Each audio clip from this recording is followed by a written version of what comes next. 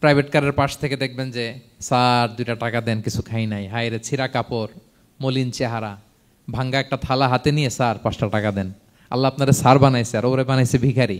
আচ্ছা বলেন তো, জায়গাটা চেঞ্জ করতে আল্লাহর কত সময় লাগে? 1 সেকেন্ডও লাগে না। সো ও আম্মা সাইলা ফালা তানহার, ফরিয়াদিকে ধমক দিয়ে তাড়িয়ে দিও না, খবরদার। ওকে আল্লাহ ফরিয়াদি বানিয়ে পরীক্ষা করছে, আর তোমাকে আল্লাহ সম্পদশালী বানিয়ে পরীক্ষা করছে। আসসালামু আলাইকুম ওয়া রাহমাতুল্লাহি ওয়া বারাকাতুহু। নাহমাদুহু ওয়া নুসাল্লি আলা রাসূলিহিল কারীম, আম্মা বা'দু, ফাআউযু বিল্লাহি মিনাশ শাইতানির রাজীম। বিসমিল্লাহির রাহমানির রাহিম। ওয়াদ-দুহা ওয়াল-লাইলি ইযা সাজা মা ওয়াদ্দা'আকা রাব্বুকা ওয়া মা ক্বালা ওয়ালাল আখিরাতু খায়রুল লাকা মিনাল উলা। সাদাকাল্লাহুল আযীম। রব্বি ইশরাহ লি সাদরি ওয়া ইয়াসসির লি আমরি ওয়াহলুল উকদাতাম মিন লিসানি ইয়াফকাহু কওলি। আল্লাহ রাব্বুল ইজ্জা ওয়াল জালালের দরবারে শুকরিয়া জ্ঞাপন করছি যে আল্লাহ তাআলা আমাদেরকে পবিত্র মাহে রমাদানে এসে পৌঁছার সুযোগ করে দিয়েছেন এবং আজকের ইফতার পূর্ববর্তী রমাদান অ্যান্ড কোরআন রিফ্লেকশন প্রোগ্রামে উপস্থিত হওয়ার সুযোগ করে দিয়েছেন। আমরা সবাই পড়ছি কালিমাতুশ শুকর, আলহামদুলিল্লাহ। আল্লাহর শুকরিয়া জ্ঞাপনের পাশাপাশি আমি আজকের প্রোগ্রামের অর্গানাইজার বাংলাদেশ মুসলিম কমিউনিটি মালয়েশিয়াকে ধন্যবাদ জানাতে চাই, এরকম চমৎকার একটি রমাদানুল মুবারকে কোরআনিক একটি প্রোগ্রামের আয়োজন করবার জন্য।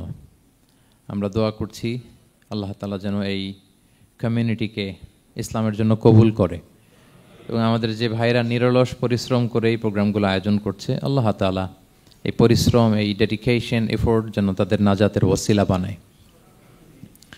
সম্মানিত শুধু আমরা সবাই জানি এই মাসটির এত বরকতের কারণ হচ্ছে এটি কোরআন নাজিলের মাস।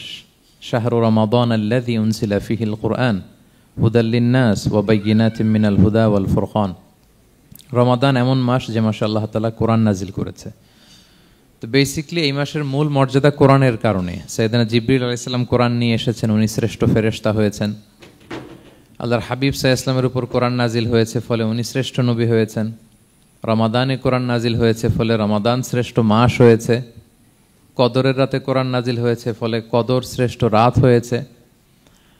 আমরাও যারা কোরআনের সাথে সুসম্পর্ক গড়ে তুলব, কোরআনের সাথে অ্যাটাচমেন্ট বাড়াবো, আমাদেরকেও শ্রেষ্ঠত্বের মর্যাদায় আল্লাহ তাআলা আসীন করবেন ইনশাআল্লাহ বিইذنিল্লাহ। তো আজকের প্রোগ্রামের আমার ফার্স্ট অ্যান্ড ফরমোস্ট রিমাইন্ডার হচ্ছে কোরআন নাজিলের মাসে আমরা যেন বেশি বেশি কোরআনের সাথে নিজেদের সম্পর্ককে নবায়ন করি এবং মজবুত করি। কার কীরকম কোরআনের সাথে সম্পর্ক আপনি নিজেই জানেন। প্রতিদিন কত পৃষ্ঠা কোরআন তেলাওয়াত করেন, কোরআনের অর্থ পড়েন, কোরআনের তাফসির পড়েন কিংবা শোনেন, আপনি নিজেই জানেন। সো নিজে নিজে যেন একটু নিজেকে যেন কাঠগড়ায় দাঁড় করাই এবং নিজেকে যেন জিজ্ঞেস করি যে আমার সাথে কোরআনের সম্পর্ক কতটুকু মজবুত। যদি ঘাটতি থাকে, গ্যাপ থাকে, এটা যেন আমরা মেক আপ করি, ফুলফিল করি এই বরকতময় মাসে। আপনারা খেয়াল করে থাকবেন যে শুরুতেই আমি সূরা ওয়াদ-দুহা ওয়াল-লাইলি ইযা সাজার কয়েকটি আয়াত তেলাওয়াত করেছি। তো আজকে আমরা এই সূরাটির সংক্ষিপ্ত তাফসির পেশ করব ইনশাআল্লাহ বিইذنিল্লাহ।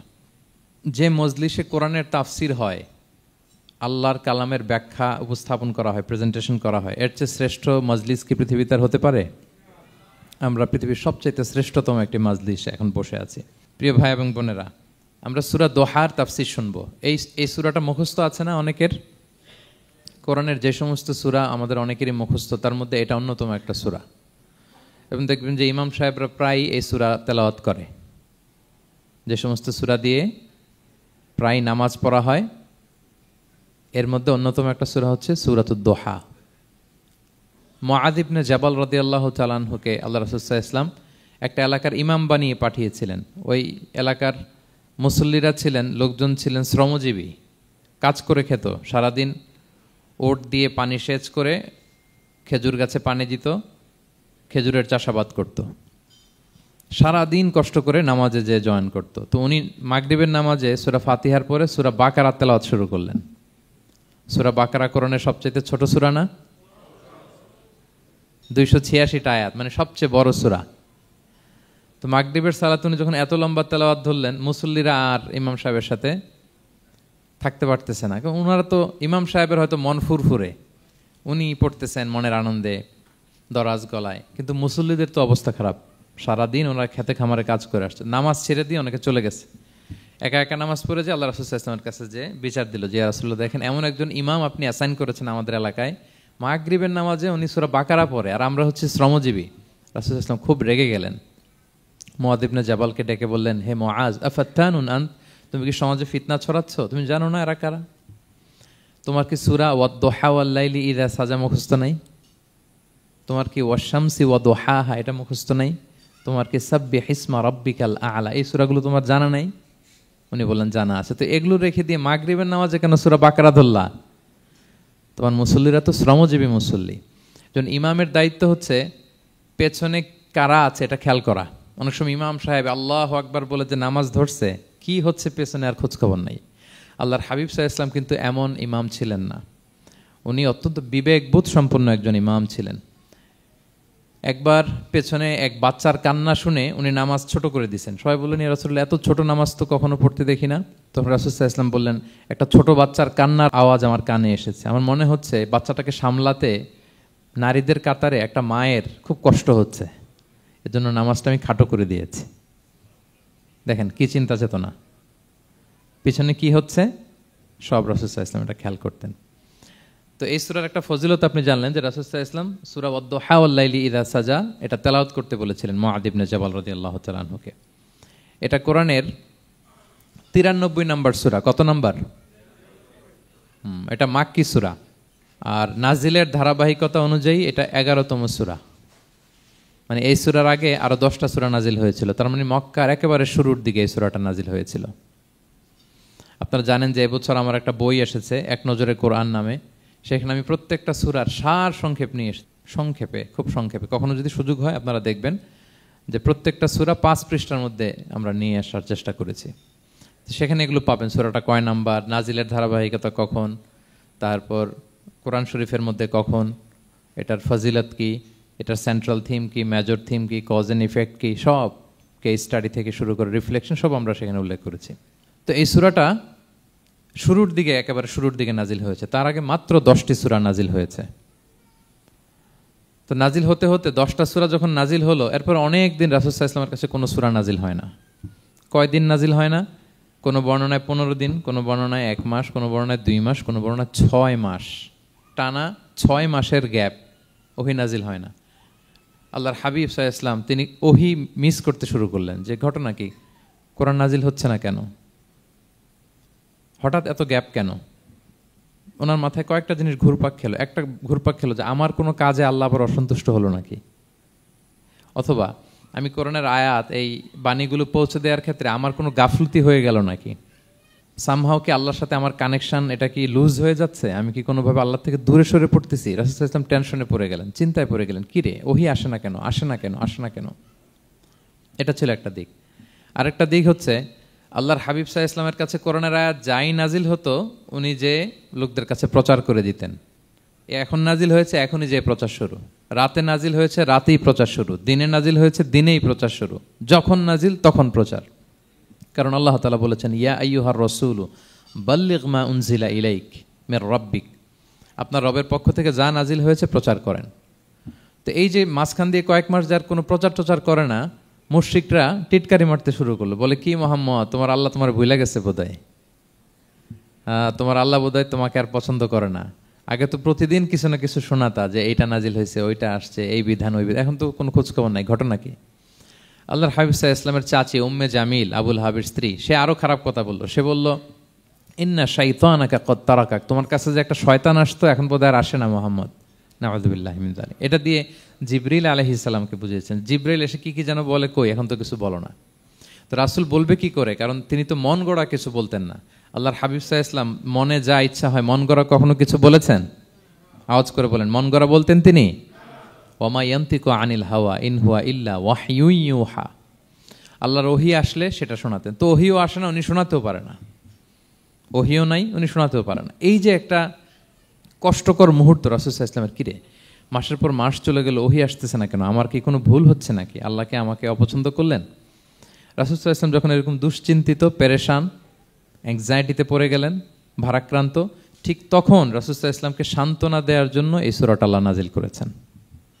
সান্ত্বনা দেওয়ার জন্য এই সূরাটা বেশ আশা জাগানিয়া সূরা, মোটিভেশনাল সূরা, ইন্সপিরেশনাল সূরা। আপনার মন খারাপ হলে আপনি এই সূরাটা পড়বেন, এই সূরাটা, এবং এটার পরে আরেকটা সূরা আছে, সূরাতু আলাম নাশরাহ, আপনার মন ভালো হয়ে যাবে। এটাকে দি অ্যান্টি ডিপ্রেসেন্ট সূরা বলে, মানে ডিপ্রেশন কাটায় ফেলে। আমাদের এরকম অনেক সময় হয় না যে হতাশ, দেয়ালে পিঠ ঠেকে গেছে, কোনো বের হওয়ার রাস্তা নাই, কই যাব, কোথাও সফলতা নাই, সবাই আমাকে ভুল বুঝতেছে, এরকম মাঝে মাঝে হয় না আমাদের? আমাদের সবার লাইফে আপস অ্যান্ড ডাউনস আছে। আপনি যখন ভারাক্রান্ত হবেন, কষ্টে থাকবেন, এই সূরাটা পড়বেন, দেখবেন যে আপনার ডিপ্রেশন দূর হয়ে গেছে। তো আল্লাহর হাবিব সাল্লাল্লাহু আলাইহি ওয়াসাল্লাম যখন এরকম ভারাক্রান্ত ছিলেন, চিন্তিত ছিলেন, তখন আল্লাহর হাবিব সাল্লাল্লাহু আলাইহি ওয়াসাল্লামকে চিন্তামুক্ত করবার জন্য আল্লাহ তাআলা এই চমৎকার সূরাটি নাজিল করেছেন। আল্লাহ নাজিল করলেন, আউযু বিল্লাহি মিনাশ শাইতানির রাজিম, বিসমিল্লাহির রহমানির রহিম, ওয়াদ-দুহা ওয়াল-লাইলি ইযা সাজা মা ওয়াদ্দাআকা রাব্বুকা ওয়া মা ক্বালা ওয়ালাল আখিরাতু খায়রুল লাকা মিনাল উলা ওয়ালা সাউফা ইউতিকা রাব্বুকা ফাতারদা। আল্লাহ তাআলা বললেন ওয়াদ-দুহা, আলোর শপথ। আমি একবার সরল বঙ্গানুবাদ করি, তারপরে আমি তাফসিরে ঢুকছি। ওয়াদ-দুহা, আলোর শপথ। ওয়াল-লাইলি ইযা সাজা, রাতের শপথ, যখন রাত নিঝুম নিস্তব্ধ হয়। মা ওয়াদ্দাআকা রাব্বুকা ওয়া মা ক্বালা, নবী হে, আপনার রব আপনার উপর অসন্তুষ্টও হয় নাই, আপনাকে ছেড়েও যায় নাই, আপনার রব আপনার সাথেই আছে। আলহামদুলিল্লাহ। ফিল করবেন যে আল্লাহ আমার সাথে আছে। সবসময় এটা ফিল করতে হবে যে আল্লাহ তাআলা আমার সাথে আছেন, তিনি আমাকে ভুলে যান নাই, ছেড়ে যান নাই। আরে তার রহমত ছাড়া তো একটা শ্বাস নেওয়া তো আমার সম্ভব না, ঠিক কিনা বলেন? আল্লাহর রহমত ছাড়া একটি সেকেন্ড এই পৃথিবীতে সার্ভাইভ করা কি আমাদের পক্ষে সম্ভব না? ওয়ালাল আখিরাতু খায়রুল লাকা মিনাল উলা, নবী হে, আপনার পরবর্তী সময় পূর্ববর্তী সময়ের চেয়ে অনেক ভালো হবে ইনশাআল্লাহ। মানে good days are coming in your life, ভালো সময় আসতেছে। ওয়ালা সাউফা ইউতিকা রাব্বুকা ফাতারদা, আর আপনার রব আপনাকে এত দিবেন আপনি খুশি হয়ে যাবেন। আপনার রব আপনাকে এত দিবেন আপনি নিয়ে কুলাতে পারবেন না। আলাম ইয়াজিদিকা ইয়াতীমান ফাআওয়া, নবী আপনি কি ইয়াতীম ছিলেন না? তিনি কি আপনাকে আশ্রয় দেননি? ওয়া ওয়াজাদাকা দাল্লান ফাহাদা, আপনি পথ খুঁজতেছিলেন, আল্লাহ আপনাকে পথ দেখিয়েছেন। ওয়া ওয়াজাদাকা আইলান ফাআগনা, আপনি নিঃস্ব রিক্ত হস্ত ছিলেন, আল্লাহ তাআলা আপনাকে ধনী বানিয়েছেন। ফাআম্মাল ইয়াতীমা ফালা তাকহার, খবরদার এতিমের সাথে কখনো কঠোর হবেন না। ওয়া আম্মা সাইলা ফালা তানহার, ফরিয়াদি যে সুয়াল করে হাত পাতে তাকে ধমক দিয়ে তাড়িয়ে দিবেন না। ওয়া আম্মা বিনি'মাতি রাব্বিকা ফাহাদ্দিস, আর আপনার রবের যে নেয়ামত আপনার প্রতি, এটার বর্ণনা করুন। সুবহানাল্লাহ। এ হচ্ছে সরল অনুবাদ সূরাতুদ দুহার। এবার আসুন আমরা এটার তাফসিরে ঢুকি। আল্লাহ তাআলা প্রথমে দুইটা শপথ করলেন, কসম করলেন, দুইটা ওথ। আমরা যদি সংক্ষেপে ভাগ করি তাহলে 11 আয়াত বিশিষ্ট এই সূরাতে প্রথম 2 আয়াতে দুইটা শপথ আছে, তারপরের 3টা আয়াতে রাসূল সাল্লাল্লাহু আলাইহি ওয়াসাল্লামকে 3টা কনফার্মেশন দেওয়া হয়েছে, সুসংবাদ দেওয়া হয়েছে। এরপরের 3টা আয়াতে আল্লাহর হাবিব সাল্লাল্লাহু আলাইহি ওয়াসাল্লামের অতীতে আল্লাহ কি নেয়ামত দিয়েছেন সেটার একটা রিমাইন্ডার দেওয়া হয়েছে। আর সবশেষে 3টা ওয়ার্ক প্ল্যান দেওয়া হয়েছে, কর্মসূচি, সেগমেন্ট। আপনি এক নজরে কোরআন এগুলো পাবেন, এরকম সেগমেন্ট আকারে আমরা ভাগ করেছি। আই রিপিট, আমি আবারও বলছি, সূরা দোহার 11 আয়াত বিশিষ্ট এই সূরার প্রথম 2 আয়াতে 2টি শপথ, তারপরের 3 আয়াতে 3টি সুসংবাদ, তারপরের 3 আয়াতে অতীতে যে রাসূলকে নেয়ামত দেওয়া হয়েছিল সেটা স্মরণ করিয়ে দেওয়া, আর শেষ 3 আয়াতে 3টা ওয়ার্ক প্ল্যান, কর্মসূচি, রাসূল সাল্লাল্লাহু আলাইহি ওয়াসাল্লাম কি করবেন। ক্লিয়ার হয়ে গেছে না সূরাটা? আসুন এবার তাফসিরে ঢুকি। আল্লাহ তাআলা বললেন ওয়াদ-দুহা, নবী আলোর শপথ। আলো, দোহা মানে আলো। আমার সাথে আওয়াজ করে বলুন, দোহা মানে কি? আলো, সকালের আলো, প্রভাতের সূর্য কিরণ। দিনের প্রথম অংশে একটা সানশাইন থাকে না, খুব চমৎকার লাগে 9টা 10টার দিকে, হ্যাঁ, সানশাইন। এই সকালের সানশাইনটাকে আরবিতে বলে দোহা। এই জন্য এই সময় আল্লাহর হাবিব সাল্লাল্লাহু আলাইহি ওয়াসাল্লাম নামাজ পড়তেন, এটাকে বলে সলাতুদ দোহা, মানে দোহান নামাজ। এটাকে বলে সলাতুদ দোহা, দোহান নামাজ। তো দেখেন রাসূল সাল্লাল্লাহু আলাইহি ওয়াসাল্লামের মন ভালো করবার জন্য প্রথমে আল্লাহর ওয়ার্ডিংটা দেখেন, আল্লাহ তাআলা কেমন চমৎকার শব্দ চয়েস করেন। প্রথমে আল্লাহ বললেন আলো। আলো বললেই তো মনটা ভালো হয়ে যায়, কি বলেন? এই আলো মানে আশার আলো, সম্ভাবনার আলো, প্রশান্তির আলো। ওয়াদ-দুহা, আলোর শপথ। মানে নবী আপনি হতাশ হবেন না, হাল ছাড়বেন না, ভরসা রাখুন। আপনি ঘর থেকে বের হন, দেখুন কি চমৎকার আলো। It's a beautiful day out there, জান, হোয়াট এ নাইস সানশাইন। কি চমৎকার উজ্জ্বল প্রভাতের সূর্য কিরণ, এত চমৎকার জলজলে সানশাইনিং এনভায়রনমেন্ট, আপনার মন খারাপ হয় কি করে? ওয়াদ-দুহা, দোহার শপথ মানে প্রভাতের সূর্য কিরণের শপথ। আবার বললেন ওয়াল-লাইলি ইযা সাজা, রাতের শপথ, যখন সে রাত নিঝুম হয়, গভীর হয়, নিস্তব্ধ হয়, দুইটা শপথ, আলোর শপথ আর রাতের অন্ধকারের শপথ। আলোর শপথ বলে বেসিকলি আল্লাহ তাআলা ওহির আগমনকে বুঝিয়েছেন, আর রাতের শপথ বলে আল্লাহ তাআলা বেসিকলি ওহির অনুপস্থিতিকে বুঝিয়েছেন। মানে রাত দিন দুইটাই যেমনি লাগে, আল্লাহ তাআলা বোঝাতে চাইলেন নবী আপনি টেনশন করবেন না, আমি উইথ ইউ, আমি আপনার সাথে আছি। ওহি আসা না আসা দুইটাই গুরুত্বপূর্ণ। রেগুলার যদি ওহি আসে, এটা রিসিভ করতে আপনার কষ্ট হয়ে যাবে। আল্লাহর পক্ষ থেকে আসমানি কিতাবের যে ওহি, এটা সাধারণ কোনো কথা না। ইন্না সানুলকি আলাইকা কওলান সাকিলা, এটা খুব ভারী, হেভি ওয়েট। এটা পাহাড়ে নাজিল করলে, লাউ আনজালনা হাযাল কুরআনা আলা জাবাল লারাআইতাহু খাশিআম মুতাসাদ্দিআম মিন খাশিয়াতিল্লাহ, এটা মাউন্ট এভারেস্টের উপর নাজিল করলে পাহাড় ভেঙে খান খান হয়ে যেত। শীতের রাতে কোরআন নাজিল হলে রাসূল সাল্লাল্লাহু আলাইহি ওয়াসাল্লাম ঘেমে একাকার হয়ে যেতেন, কপাল বেয়ে টপ টপ করে ঘাম পড়তে ওহি রিসিভ করতে যেয়ে। তিনি ওটের উপরে করে মরুভূমিতে চড়ছেন, ওহি নাজিল হলে ওটের বুক মাটিতে মিশে যেত। এক সাহাবার মাথায়, পায়ের মধ্যে মাথা রেখে রাসূল সাল্লাল্লাহু আলাইহি ওয়াসাল্লাম শুয়েছিলেন, তখন ওহি নাজিল হলো। সাহাবা বলছেন ওহির ভারে মনে হচ্ছে যে আমার পায়ের হাড্ডিটাই ফেটে যাবে। তার মানে এটা খুব ভারী বাণী, খুবই ভারী, এটা সাধারণ কোনো কালাম না। তো এই যে রাসূল সাল্লাল্লাহু আলাইহি ওয়াসাল্লামের কাছে যে ওহি নাজিল হচ্ছিল, এটা যদি রেগুলার নাজিল হয়, এটা রিসিভ করা রাসূল সাল্লাল্লাহু আলাইহি ওয়াসাল্লামের জন্য সহজ হবে না, কঠিন হয়ে যাবে। রেগুলার ওহি নাজিল হলে এটার যে পাওয়ার, প্রেশার, রাসূল সাল্লাল্লাহু আলাইহি ওয়াসাল্লামের স্নায়ু এটা বরদাস্ত করতে পারবে না। তো আল্লাহ বোঝাতে চাইলেন নবী, আমি কাফির রাজা বলে আপনাকে আমি ভুলে গেছি, কখনো না, নেভার এভার। বরং আপনার যাতে একটু রেস্ট হয়, আরাম হয়, আপনাকে একটু কমফোর্ট দেওয়ার জন্য আমি সাময়িকভাবে ইচ্ছে করে ওহিটা বন্ধ রেখেছি। সুবহানাল্লাহ পড়বেন না? আপনার যাতে একটু কমফোর্ট হয়, আপনার যেন একটু আরাম হয়, ওহি রিসিভ করে করে যেন আপনি অভ্যস্ত হতে পারেন, এজন্য আমি ইচ্ছা করে আপনাকে একটু আরাম দেওয়ার জন্য ওহি বন্ধ রেখেছি। সারাদিন যদি, মানে দিনের 24 ঘন্টায় যদি সূর্য থাকে, ভাল লাগবে? আচ্ছা বলেন, 6 মাস টানা সূর্য ভাল লাগবে আপনার? রোদের গরমে আমরা অস্থির হয়ে যাব। তো 12 ঘন্টা সূর্যের আলোর পরে যেমনি রাতের দরকার আছে, আল্লাহ বোঝাতে চাইলেন ওহি নাজিল হওয়ার পাশাপাশি মাঝে মাঝে ওহি ব্রেক দেওয়ার দরকার আছে, ওহি বন্ধ থাকার দরকার আছে। ফলে আপনি হ্যাবিচুয়েটেড হবেন, ওহি রিসিভ করা না করা এটা আপনার জন্য ইজি হয়ে যাবে। যখন আপনি, আপনার জন্য ওকে হয়ে যাবে, তখন আমি লাগাতার ওহি নাজিল করব। তাহলে ওরা যে বলে আমি আপনাকে ভুলে গিয়েছি, না, আমি আপনাকে ভুলি নাই, বরং আপনার আরামের জন্য খানিকটা সময় আপনাকে বিশ্রামের সুযোগ করে দেওয়ার জন্য আমি আল্লাহ ওহি বন্ধ রেখেছি। সুবহানাল্লাহ। তার মানে আল্লাহ তাআলা নবীকে ভুলেন নাই বা নবী সাল্লাল্লাহু আলাইহি ওয়াসাল্লামের উপর অসন্তুষ্ট হন নাই, ইচ্ছে করে আল্লাহ তাআলা কিছুদিন ওহি বন্ধ রেখেছেন। প্রতিদিন সূর্য থাকলে যেমনি ভাল লাগে না, মানে 24 ঘন্টা, এজন্য 12 ঘন্টা সূর্য দিয়ে আল্লাহ 12 ঘন্টা রাত দিয়েছেন, আমাদের আরামের, বিশ্রামের, ঘুমের আয়োজন করেছেন। ঠিক তেমনি রেগুলার ওহি রিসিভ করলে রাসূল সাল্লাল্লাহু আলাইহি ওয়াসাল্লামের জন্য কষ্ট হয়ে যাবে, এজন্য ইচ্ছে করে আল্লাহ গ্যাপ দিয়েছেন। আল্লাহর হাবিব সাল্লাল্লাহু আলাইহি ওয়াসাল্লামের উপর আল্লাহ অসন্তুষ্ট হননি। এটাই আল্লাহ তাআলা বললেন যে ওয়াদ-দুহা ওয়াল-লাইলি ইযা সাজা, প্রভাতের সূর্য কিরণের শপথ, রাতের নিঝুম নিস্তব্ধ পরিবেশের শপথ।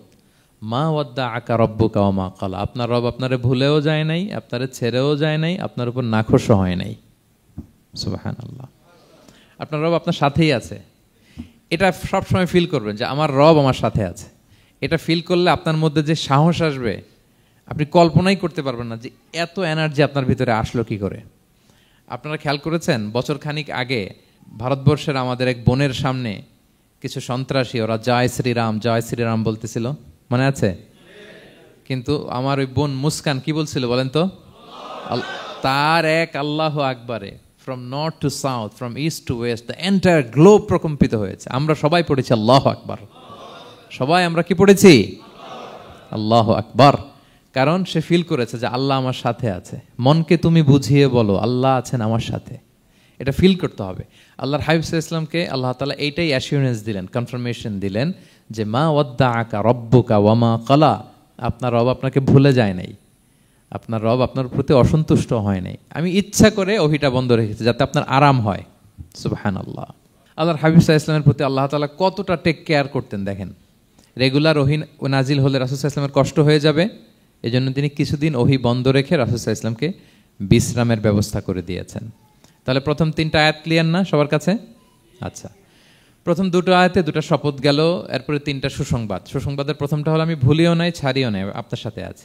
এরপর আল্লাহ বললেন ওয়ালাল আখিরাতু খায়রুল লাকা মিনাল উলা, নবী হে আপনার পরবর্তী সময় পূর্ববর্তী সময়ের চেয়ে ভালো হবে, নিশ্চয়ই আপনার পরবর্তী সময় পূর্ববর্তী সময়ের চেয়ে ভালো হবে। তার মানে গুড ডেইজ আর কামিং, ভালো সময় আপনার জীবনে আসছে, আপনি হতাশ হবেন না, নিরাশ হবেন না।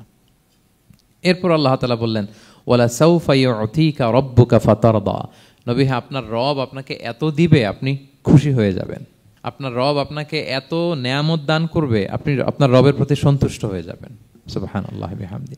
এবং তাই হয়েছে। যারা আপনারা সিরাত পড়েছেন, যারা আল্লাহর হাবিব সাল্লাল্লাহু আলাইহি ওয়াসাল্লামের জীবনী নিয়ে ধারণা রাখেন, তারা দেখবেন যে আল্লাহর রাসূল সাল্লাল্লাহু আলাইহি ওয়াসাল্লাম যেখানেই মনে কষ্ট পেয়েছেন, বিষণ্ণ, চিন্তিত, তখনই আল্লাহ তাআলা রাসূল সাল্লাল্লাহু আলাইহি ওয়াসাল্লামের চিন্তা দূর করে রাসূল সাল্লাল্লাহু আলাইহি ওয়াসাল্লামকে সন্তুষ্ট করেছেন। যখনই রাসূল সাল্লাল্লাহু আলাইহি ওয়াসাল্লামের মনে কষ্ট, তিনি চিন্তিত, তখনই আল্লাহ তাআলা ওনাকে হ্যাপি করেছেন। কাইন্ড অফ রাসূলকে হ্যাপি করাই আল্লাহর কাজ, আল্লাহর হাবিব সাল্লাল্লাহু আলাইহি ওয়াসাল্লামকে হ্যাপি করাই আল্লাহ তাআলার কাজ। দেখেন কিভাবে আল্লাহ তাআলা আল্লাহর হাবিব সাল্লাল্লাহু আলাইহি ওয়াসাল্লামকে হ্যাপি করেছেন, একটু খেয়াল করে দেখেন। মক্কাতে যখন খুব জটিল অবস্থা, দাওয়াতি কাজ চালিয়ে নেওয়াটা রাসূল সাল্লাল্লাহু আলাইহি ওয়াসাল্লামের জন্য কষ্ট হয়ে যাচ্ছে, নমুসলিম সাহাবাদের উপর অত্যাচার, তখন আল্লাহর হাবিব সাল্লাল্লাহু আলাইহি ওয়াসাল্লাম দেখলেন যে এই মক্কার দুজনের একজনকে আমার চাই, তাদের একজন যদি ইসলামের ছায়াতলে আসে তাহলে ইসলামের পাল্লাটা ভারী হয়। কারা? একজন হচ্ছে ওমরে ফারুক আর একজন আবু জাহাল। দুজনের একজন তখন ইসলাম ধর্ম গ্রহণ করে নাই। তো রাসূল সাল্লাল্লাহু আলাইহি ওয়াসাল্লাম কেঁদে কেঁদে আল্লাহর কাছে ফরিয়াদ জানালেন, আল্লাহুম্মা আইজ্জাল ইসলামা বিআহাব্বি হাযাইন আর রাজুলাইনি ইনদাক। আল্লাহ, আমি কাউকে স্পেসিফিক তোমার কাছে চাই না, শুধু এটাই বলি, দুজন লোকের নাম বলবো, এই দুজন লোকের মধ্যে থেকে যাকে তোমার পছন্দ হয় তাকে তুমি ইসলামের ছায়াতলে এনে ইসলামকে শক্তিশালী করো। এক হচ্ছে আবু জাহাল, আরেক হচ্ছে ওমরে ফারুক। এই দোয়াটা তিনি করতে লাগলেন। আর খুব চিন্তিত, দুজনের কেউই মুসলমান হয় না। একদিন হঠাৎ সাহাবারা বললেন, ইয়া রাসূলুল্লাহ, আল্লাহর হাবিব সাল্লাল্লাহু আলাইহি ওয়াসাল্লাম তখন দারুল আরকামের ভেতরে বসা। সাহাবারা বললেন, ইয়া রাসূলুল্লাহ, আপনি এখান থেকে সরে যান, কারণ ওমরে ফারুক নাঙ্গা তলোয়ার নিয়ে আসতেছে আপনাকে হত্যা করবার জন্য। তো আল্লাহ রাসূল সাল্লাল্লাহু আলাইহি ওয়াসাল্লাম বললেন যে তোমরা সরে যাও, আমার মনে হচ্ছে ওই যে চোখের পানি ছেড়ে আমি দোয়া করেছি, ওই দোয়া আজকে কবুল হতে শুরু করেছে, তোমরা সরো। ঠিকই ওমরে ফারুক রাদিয়াল্লাহু তাআলা আনহু আসলেন, এসে তিনি তলোয়ার রেখে দিয়ে বললেন, আশহাদু আল্লা ইলাহা ইল্লাল্লাহ ওয়া আশহাদু আন্না মুহাম্মাদান আবদুহু ওয়া রাসূলুহু, আমি সাক্ষ্য দিচ্ছি আল্লাহ ছাড়া কোনো ইলাহ নেই এবং আপনি আল্লাহর প্রেরিত বান্দা এবং রাসূল। এই দৃশ্য দেখে রাসূল সাল্লাল্লাহু আলাইহি ওয়াসাল্লাম খুশি হয়ে গেলেন। ওয়ালা সাউফা ইউতিকা রাব্বুকা ফাতারদা, আল্লাহ বলেছিলেন যে নবী হে, আপনাকে এত দিব, আপনার রব আপনাকে এত নেয়ামত দিবে, আপনি শুধু খুশিই হবেন, সন্তুষ্ট হবেন আমার প্রতি। এদের রাসূল সাল্লাল্লাহু আলাইহি ওয়াসাল্লামের দোয়া কবুল করে আল্লাহ তাআলা ওমরে ফারুককে ইসলামের ছায়াতলে এনে ইসলামকে শক্তিশালী করলেন। ফাতারদা, রাসূল সাল্লাল্লাহু আলাইহি ওয়াসাল্লাম খুশি হয়ে গেলেন। এভাবে প্রতিটা ক্ষেত্রে। মক্কাতে যখন খুব কঠিন অবস্থা, রাসূল সাল্লাল্লাহু আলাইহি ওয়াসাল্লাম তায়েফে চলে গেলেন দাওয়াত দেওয়ার জন্য। নেইবারিং সিটি, আপনারা যে হজ উমরা করেছেন জানেন, মক্কার পাশের সিটি তায়েফ। দাওয়াত দিলেন, দাওয়াত প্রত্যাখ্যান করলো তারা। শুধু তাই না, ফিজিক্যালি হ্যারেস করা হলো আল্লাহর হাবিব সাল্লাল্লাহু আলাইহি সাল্লামকে। রাসূল সাল্লাল্লাহু আলাইহি ওয়াসাল্লামের জামা ধরে, গা ধরে টানা হেচড়া করা হলো, পাথর মারা হলো, তিনি রক্তাক্ত হলেন। হামালাতুল জিবাল, পাহাড়রক্ষী ফেরেশতারা বলল, ইয়া রাসূলুল্লাহ, আপনি যদি আদেশ দেন তায়েফের দুই দিকের পাহাড় দিয়ে এমন চাপা দিব, পুরো তায়েফের জনপদ একেবারে ভ্যানিশ হয়ে যাবে। আল্লাহর হাবিব সাল্লাল্লাহু আলাইহি ওয়াসাল্লাম বললেন, না, আমি আশা করি তাদের পরবর্তী নেক্সট জেনারেশনের কেউ না কেউ পড়বে লা ইলাহা ইল্লাল্লাহ মুহাম্মাদুর রাসূলুল্লাহ। তাই হয়েছে। এখন তায়েফে যান, শুধু মসজিদ আর মসজিদ, মসজিদ আর মসজিদ। কি চমৎকার পরিবেশ! তায়েফে গেলে মনেই হবে না আরব দেশ। বৃষ্টি হয় প্রতিদিন, অনেক চাষাবাদ হয়, চমৎকার এলাকা। রাসূল সাল্লাল্লাহু আলাইহি ওয়াসাল্লামের দোয়ার বরকত। তো তায়েফবাসী দাওয়াত প্রত্যাখ্যান করলো। রাসূল সাল্লাল্লাহু আলাইহি ওয়াসাল্লাম গায়ের রক্ত পরিষ্কার করে নাখলা নামক খেজুরের বাগানে যায়েদ রাদিয়াল্লাহু তাআলা আনহুকে ফজরের নামাজ পড়তেছিলেন। আল্লাহর হাবিব সাল্লাল্লাহু আলাইহি ওয়াসাল্লাম যখন ফজরের সালাতে তেলাওয়াত করতে লাগলেন, একদল জিন পাশ দিয়ে যাচ্ছিল। তারা তাদের এলাকায় যেয়ে বলল, ইন্না সামি'না কুরআনান আজাবা ইয়াহদি ইলা রুশদি ফাআমান্না বিহি। জিনেরা আগে আকাশের উপরে উঠে ফেরেশতারা কি বলে চুরি করে শুনে আসতো। হঠাৎ জিনেরা আর উপরে যেতে পারে না, উপরে যেতে চাইলেই ফাআতবাআহু শিহাবুন সাকিব, আগুনের পাথর মারা হয়। ঘটনা কি? সব জিনেরা বৈঠক বসালো। ঘটনা কি? আগে কত তথ্য আগেই জেনে যেতাম, জেনে গণকদেরকে বলতাম, গণকরা আমাদেরকে ধন্যবাদ জানাইতো। তো এখন তো আসমানের সিকিউরিটি এত বেড়ে গেল কেন? কারণ কি? ওই যে শেষ নবী আসার কথা যে মনে হয় চলে আসছে, দেখো তো কোথায় আসছে উনি। খুঁজতে খুঁজতে খুঁজতে একদল ওই দিন ফজরের সময় আল্লাহর হাবিব সাল্লাল্লাহু আলাইহি ওয়াসাল্লাম রক্তাক্ত হয়ে ফজরের সালাত যখন পড়তেছেন, ওই কোরআন তেলাওয়াত শুনে তারা এলাকায় যেয়ে বলল যে ইন্না সামি'না কুরআনান আজাব, এক আজীব কোরআন শুনে আসছি, ইয়াহদি ইলা রুশদি, এই কোরআন মানুষকে হেদায়েতের পথে নিয়ে যায়। ফা আমান্না বি, আমরা ঈমান এনে ফেললাম। সুবহানাল্লাহ পড়েন। তো রাসূল সাল্লাল্লাহু আলাইহি ওয়াসাল্লাম তো এটা জানেন না। আল্লাহ তাআলা জিবরাইল মারফত জানালেন যে হে নবী, আপনি এসেছিলেন ম্যানকাইন্ডকে দাওয়াত দিতে তায়েফের, তারা দাওয়াত গ্রহণ করে নাই, ম্যানকাইন্ড রিজেক্ট করেছে। কিন্তু আরেকটা জাতি আছে যাদেরকে আপনি দেখেন না, তাদেরকে বলে জিন কাইন্ড, মানে জিন জাতি। পুরো জিন জাতি কালিমা পড়ে মুসলমান হয়ে গিয়েছে নবী। বলে সাউফা ইউতিকা রাব্বুকা ফাতারদা, নবী আপনার রব আপনাকে এত নেয়ামত দিবেন আপনি খুশি হয়ে যাবেন। নবী সাল্লাল্লাহু আলাইহি ওয়াসাল্লাম ওইখানে আবার খুশি হয়ে গেলেন, রক্তাক্ত, ইনজুর্ড।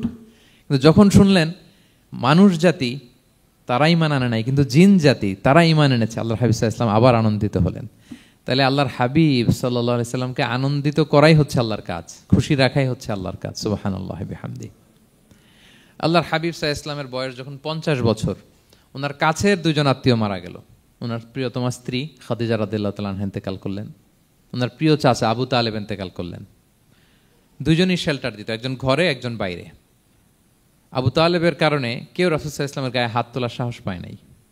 তো উনি যখন ইন্তেকাল করলেন, রাসূল সাল্লাল্লাহু আলাইহি ওয়াসাল্লাম বিপদে পড়ে গেলেন। সারাদিন কাফেরদের বকা ঝকা গালি খেয়ে ঘরে যখন আসতেন, খাদিজা রাদিয়াল্লাহু তাআলা আনহার কথা শুনলে ওনার হৃদয়টা প্রশান্ত হয়ে যেত। তো বাইরের চাচাও নাই, ভেতরের স্ত্রীও নাই, দুজনই মারা গেলেন ওই বছর। ওই বছরকে বলা হয় আমুল হুজন, মানে দুশ্চিন্তার বছর। এত ভারাক্রান্ত আল্লাহর হাবিব সাল্লাল্লাহু আলাইহি ওয়াসাল্লাম হলেন, চিন্তিত হলেন, মনটা ভেঙে খান খান। আল্লাহ তাআলা কিন্তু ঠিকই বুঝেন যে তার হাবিবকে কখন হ্যাপি করতে হবে। আল্লাহ তাআলা তখন সাইয়েদনা জিবরাইল আলাইহিস সালামকে পাঠালেন যে যাও, আমার বন্ধুকে আর পৃথিবীতে থাকার দরকার নাই, আমার বন্ধুকে ঊর্ধ্ব জগতের নৈশ ভ্রমণের ইনভাইটেশন দিয়ে আসো, মানে মেরাজের ইনভাইটেশন দিয়ে আসো। পড়েন সুবহানাল্লাহ। সুবহানাল্লাযী আসরা বিআবদিহি লাইলাম মিনাল মাসজিদিল হারামি ইলাল মাসজিদিল আকসা, মসজিদে হারাম থেকে মসজিদুল আকসায়, তারপরে উপরে। সুম্মা দানা ফাতাদাল্লা ফাকানা কাবা কাউসাইনি আও আদনা, আল্লাহর আরশে চড়ে গেলেন, জান্নাত জাহান্নাম দেখিয়ে, নতুন কিছু গিফট দিয়ে, তার পেয়ারা হাবিবের মন ভালো করে এরপরে আবার দুনিয়ায় পাঠালেন। ওয়ালা সাউফা ইউতিকা রাব্বুকা ফাতারদা, নবী হে আপনাকে এত নেয়ামত দিব, আপনি শুধু খুশিই হবেন আর সন্তুষ্ট হবেন। সুবহানাল্লাহ। এবার বুঝতে পারতেছেন কিভাবে আল্লাহর হাবিবকে আল্লাহ তাআলা খুশি করেছেন। মক্কায় আর থাকতে পারতেছেন না, এমন অবস্থা যে কোনো সময় আল্লাহর হাবিব সাল্লাল্লাহু আলাইহি ওয়াসাল্লামকে হত্যা করা হবে। আল্লাহ তাআলা আল্লাহর হাবিবের জন্য নতুন জায়গার ব্যবস্থা করে দিলেন, তওবা কিংবা তাইবা, যেটাকে আমরা মদিনা বলি। তিনি মদিনায় গেলেন, আবার রাসূল সাল্লাল্লাহু আলাইহি ওয়াসাল্লামের হৃদয় প্রশান্ত হলো। কিন্তু মদিনায় যে তিনি কাবাকে মিস করতে আরম্ভ করলেন। আল্লাহর হাবিব সাল্লাল্লাহু আলাইহি ওয়াসাল্লাম নবী হওয়ার পরে টানা 14 বছর কিবলা ছিল কিন্তু বাইতুল মাকদিস। কিন্তু মক্কায় যখন তিনি ইবাদত করতেন, তিনি বাইতুল মাকদিসের দিকেই হয়েই নামাজ পড়তেন, কিন্তু সামনে কাবাটারে রাখতেন। কথা বুঝতে পেরেছেন? মক্কায় যখন তিনি নামাজ পড়তেন 13 বছর, কিবলা যেহেতু বাইতুল মাকদিস, বাইতুল মাকদিসের দিকেই হয়ে নামাজ পড়তেন, কিন্তু মাঝখানে রাখতেন কোনটারে? কাবাকে। তাহলে কেমন যেন কাবাই তার সামনে। আচ্ছা, কিন্তু মদিনায় যখন গেলেন, এখন তো আর সুযোগ নাই, কাবা একদিকে, বাইতুল মাকদিস আরেক দিকে, এখন কাবাকে আর সামনে রাখা যাচ্ছে না। মিস করতে লাগলেন কাবাকে। আর প্রত্যেক নামাজের পরে আকাশের দিকে তাকায় থাকেন, ইস আল্লাহ যদি আয়াত নাজিল করে আমার জন্মস্থান যে মক্কা, আমার পূর্বপুরুষ ইব্রাহিম আলাইহিস সালামের যে ওই কাবার দিকে যদি কিবলাটা ঘুরাই দিত, কতই না ভালো হতো। আল্লাহ বলেন যে আপনি যে কদ নারা তাকাল্লুবা ওয়াজহিকা ফিস সামা, নবী আপনি যে আকাশের উপর চেহারা উঠিয়ে মনে মনে কি চান আমি তো বুঝি। আল্লাহর হাবিব সাল্লাল্লাহু আলাইহি ওয়াসাল্লামকে খুশি করার জন্য আল্লাহ আয়াত নাজিল করলেন, ফাওয়াল্লি ওয়াজহাকা শাতরাল মাসজিদিল হারাম। নবী হ্যাঁ, আপনাকে খুশি করার জন্য নতুন বিধান নাজিল করলাম। এখন থেকে, ফ্রম রাইট নাও, আপনি যখনই নামাজ পড়বেন এখন থেকে কাবামুখী হয়ে আপনি সালাত আদায় করবেন। তাহউইলুল কিবলা, কিবলা পরিবর্তন হয়ে গেল। সুবহানাল্লাহি বিহামদি। আপনারা মসজিদে নববীর পাশে মদিনাতে একটা মসজিদ দেখবেন, এটাকে বলে মসজিদ যুল কিবলাতাইন। এমন মসজিদ যে মসজিদে এক নামাজে 2 কিবলা শেয়ার করা হয়েছিল। মানে এই আয়াত যখন নাজিল হলো, আল্লাহর হাবিব সাল্লাল্লাহু আলাইহি ওয়াসাল্লামের সাথে একজন নামাজ পড়ে যে ওই মসজিদে যে দেখে কিছু লোক নামাজ পড়তেছে ওই বাইতুল মাকদিসের দিকে হয়ে, কারণ তখন পর্যন্ত ওইটাই কিবলা। তিনি নামাজরত অবস্থায় এদেরকে বললেন যে তোমরা তো জানো না এই মাত্র আয়াত নাজিল হয়েছে, কিবলা কিন্তু আর ওই দিক নাই, ডাইরেকশন চেঞ্জ, এদিকে হয়ে যাও। তো ইমাম সহ মুসল্লি সব ঘুরে নামাজের মধ্যে ওইদিকে হয়ে গেছে। তাহলে একই নামাজে 2টা কিবলা শেয়ার করা হয়েছে, ফলে তখন থেকে মসজিদের নাম হয়ে গেছে মসজিদ যুল কিবলাতাইন, 2 কিবলাওয়ালা মসজিদ। তাহলে দেখেন আল্লাহর হাবিব সাল্লাল্লাহু আলাইহি ওয়াসাল্লামকে খুশি করার জন্য আল্লাহ তাআলা কিবলা চেঞ্জ করে দিয়েছে। সুবহানাল্লাহ বলতে পারলেন না? এভাবে যখনই আল্লাহর হাবিব সাল্লাল্লাহু আলাইহি ওয়াসাল্লাম বিষণ্ণ, চিন্তিত, মন খারাপ, ওনার মন ভালো করার দায়িত্ব নিয়েছে কে? জিব্রাইল এসে শোনাতে লাগলো আগের জামানায় কেউ 500 বছর 700 বছর হায়াত পেয়েছে। বনি ইসরাইলের অনেক মুজাহিদ 1000 বছর জেহাদ করেছে। কয় হাজার বছর জেহাদি করছে? 1000 বছর। আমরা হায়াত পাই কয় বছর? আমাদের হায়াত কয় বছর অন অ্যান অ্যাভারেজ? 60-70। আল্লাহর হাবিব সাল্লাল্লাহু আলাইহি ওয়াসাল্লাম এটাই বলেছেন যে আমার উম্মতি মা বাইনা 60 ইলা 70, আমাদের গড় আয়ু 60 থেকে 70। ওয়া আকাল্লুহুম মা ইয়াজুজু যালিক, আর সামান্য অল্প সংখ্যকই মানুষ এটাকে ক্রস করতে পারে। এই কথা শুনে যে আগের উম্মত 1000 বছর জেহাদ করছে, এটা শুনে রাসূল সাল্লাল্লাহু আলাইহি ওয়াসাল্লাম আবার কাঁদতে আরম্ভ করলেন, হায় রে আমার গুনাহগার উম্মতের কি হবে? আমার উম্মত তো 60-70ই শেষ, আমার উম্মতের কি হবে? আবার চিন্তিত, আবার কান্নাকাটি। তখন আল্লাহ তাআলা নাজিল করলেন, ইন্না আনজালনাহু ফি লাইলাতিল কদর ওমা আদরাকা মা লাইলাতুল কদর লাইলাতুল কদরি খায়রুম মিন আলফি শাহর। নবী আপনি কাঁদবেন না, ওদেরকে হায়াত দিছি বেশি, কদর দেই নাই। আপনার উম্মতকে হায়াত কম দিছি, কিন্তু আপনার উম্মতের জন্য আমি লাইলাতুল কদর রেখে দিয়েছি। এক কদরের রাতে ইবাদত করলে খায়রুম মিন আলফি শাহর, 1000 মাস ইবাদত করলে যে পরিমাণ সওয়াব, অতটুকু না, খায়ের, এর চেয়ে বেশি সওয়াব আল্লাহ তাআলা আপনার উম্মতের আমলনামায় দিয়ে দিবেন। আবার আল্লাহর হাবিব সাল্লাল্লাহু আলাইহি ওয়াসাল্লাম মন ভালো হয়ে গেল। ওয়ালা সাউফা ইউতিকা রাব্বুকা, সবাই বলেন ওয়ালা সাউফা ইউতিকা রাব্বুকা ফাতারদা। নবী হে এত দিব, আপনি শুধু হ্যাপি হবেন, হ্যাপি। এরপরে বদরের যুদ্ধে বিজয় দান করলেন, মক্কা বিজয় দান করলেন, তাবুক যুদ্ধে বিজয় দান করলেন। সব শেষে জান্নাতে ওনার জন্য স্পেশাল একটা জায়গা থাকবে, ওই জায়গায় কেউ বসতে পারবে না। জায়গাটার নাম মাকামে মাহমুদ। ওমিনাল লাইলি ফাতাহাজ্জাদ বিহি নাফিলাতাল লাকা আসা আন ইয়াবআসাকা রাব্বুকা মাকামাম মাহমুদা। ওই মাকামে মাহমুদের সিংহাসনে আল্লাহর হাবিব সাল্লাল্লাহু আলাইহি ওয়াসাল্লাম বসবেন, ওনার জন্য স্পেশাল, খাস, কেউ এখানে বসতে পারবে না। তার মানে হ্যাপি শুধু দুনিয়াতেই করবে না আল্লাহ তাআলা আল্লাহর হাবিবকে, আখিরাতেও করবে। আল্লাহর হাবিব সাল্লাল্লাহু আলাইহি ওয়াসাল্লামকে কাউসার দেয়া হবে, ইন্না আতাইনা কাল কাউসার। হে নবী আপনাকে কাউসার দিয়েছি, এমন হাউজে কাউসার যে হাউজে কাউসারের সামনে পান পেয়ালা, যেটা দিয়ে পানি নিয়ে আপনি উম্মতকে খাওয়াবেন, এটার সংখ্যা আকাশের তারা যত বেশি তার চেয়েও বেশি। হাউজে কাউসারের পানি এটা দুধের চেয়েও সাদা, বরফের চেয়েও ঠান্ডা, মধুর চেয়েও মিষ্টি। এক ঢোক যে খাবে চিরকালের জন্য তার গলা থেকে তৃষ্ণা মিটে যাবে। He will never ever be thirsty again. একবার খাইছে তো শেষ। পেতে চান সেটা আল্লাহর হাবিবের কাছ থেকে? আমরা পেতে চাই কি চাই না বলেন? ইন্না আতাইনা কাল কাউসার। নবী আপনাকে আমি কাউসার দিয়েছি।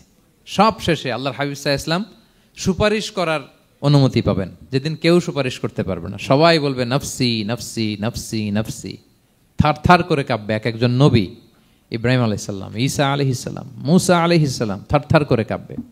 আর আল্লাহর হাবিব সাল্লাল্লাহু আলাইহি ওয়াসাল্লাম ওই মাকামে মাহমুদে সিংহাসন ফেলে দিয়ে সেজদায় শুধু কাঁদতে থাকবে, আর সেজদার মধ্যে বলবে উম্মতি উম্মতি উম্মতি উম্মতি। হে আল্লাহ আপনি আমার গুনাহগার উম্মতকে বাঁচান, আল্লাহ আপনি আমার গুনাহগার উম্মতকে বাঁচান, আল্লাহ আপনি আমার গুনাহগার উম্মতকে বাঁচান। আল্লাহ তাআলা এটা সহ্য করতে না পেরে জিবরাইল আলাইহিস সালামকে বলবেন যে ওয়াসআলহু মা ইউবকিক, জিবরাইল যাও জিজ্ঞেস করো তো আমার বন্ধু এত কাঁদে কেন, কি চায় জিজ্ঞেস করো। তো আল্লাহর হাবিব সাল্লাল্লাহু আলাইহি ওয়াসাল্লাম বলবেন আল্লাহুম্মা উম্মতি উম্মতি, আল্লাহ আমার উম্মতকে বাঁচান, আমার গুনাহগার উম্মতকে বাঁচান। আল্লাহ তাআলা এবার জিবরাইল মারফত বলবেন যে ইযহাব ইলা মুহাম্মদ সাল্লাল্লাহু আলাইহি ওয়াসাল্লাম, যাও মুহাম্মদের কাছে যাও, ওয়াকুল লাহু, তাকে বলো দুনিয়াতে যেমনি কখনো কষ্ট পেতে দেই নাই, বারবার তাকে হ্যাপি করেছি, খুশি করেছি।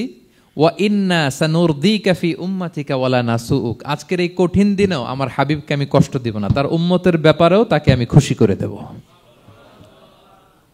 তার গুনাহগার উম্মতের ব্যাপারেও আজকে মুহাম্মদ সাল্লাল্লাহু আলাইহি ওয়াসাল্লামকে আমি খুশি করে দেব। আল্লাহর হাবিব সাল্লাল্লাহু আলাইহি ওয়াসাল্লাম তখন সুপারিশ শুরু করবেন। আল্লাহু আকবার, আল্লাহু আকবার। ওয়ালা সাউফা ইউতিকা রাব্বুকা ফাতারদা। নবী হে আপনাকে এত নেয়ামত দিব আপনি নিয়ে কুলাতে পারবেন না। সব শেষে এই গুনাহগার উম্মতকে সুপারিশ করে জাহান্নাম থেকে নাম কাটিয়ে সবাইকে নিয়ে তিনি একটা ফ্ল্যাগ হাতে নিয়ে তিনি জান্নাতের দিকে ছুটবেন। ওই ফ্ল্যাগের মধ্যে লেখা থাকবে আলহামদু। কি লেখা থাকবে? মানে প্রশংসা, প্রশংসার পতাকা। নিজেও তো প্রশংসিত। মুহাম্মদ মানে কি জানেন? মুহাম্মদ মানে কি? প্রশংসিত। এই কারণে মুহাম্মদ সাল্লাল্লাহু আলাইহি ওয়াসাল্লামকে মক্কার লোকেরা গালি দিয়েও শান্তি পেত না। মানে যদি বলি এই প্রশংসিত লোকটা খারাপ, কথাটা হইল? প্রথমে আগে বলা লাগে কি? প্রশংসিত। মুহাম্মদ মানে কি? তো এই জন্য মক্কার লোকেরা রাসূল সাল্লাল্লাহু আলাইহি ওয়াসাল্লামকে মুহাম্মদ না বলে ডাকতো মুদাম্মাম, মানে নিন্দিত। তো মুদাম্মাম তো রাসূলের নাম না, রাসূল সাল্লাল্লাহু আলাইহি ওয়াসাল্লামের নাম কি? মুহাম্মদ, প্রশংসিত। এই জন্য গালি দিয়েও তারা মজা করতে পারতো না, সুবিধা করতে পারতো না। গালি দিলেও আগে প্রশংসা করে নেওয়া লাগতো। প্রথমে বলতো মুহাম্মদ পাগল, এরকম বলতো নাউযুবিল্লাহ, তার মানে প্রশংসিত লোকটা পাগল হইলো, এটা গালি হয়েছে, ঘুরে ফিরে তো প্রশংসাই হয়ে গেল। তো আল্লাহর হাবিব সাল্লাল্লাহু আলাইহি ওয়াসাল্লাম লিওয়াউল হামদ, প্রশংসার ফ্ল্যাগ নিয়ে বিশাল উম্মতকে নিয়ে জান্নাতে অভিমুখে যাবেন এবং জান্নাতের দরজায় হি উইল বি দা প্রথম নক করবেন উনি। তখন জান্নাতের রক্ষী ফেরেশতা বলবে মান আনতা, কে? আল্লাহর হাবিব সাল্লাল্লাহু আলাইহি ওয়াসাল্লাম বলবেন আনা মুহাম্মদ, আমি মুহাম্মদ। তো ফেরেশতা বলবে আমরা দাঁড়ায় আছি এজন্য আল্লাহ বলে দিয়েছেন মুহাম্মাদের আগে কাউকে যেন এন্ট্রি দেয়া না হয়, আপনার আগে যেন কারো জন্য জান্নাতের দরজা না খুলি, স্পেশাল উপর থেকে অর্ডার আছে।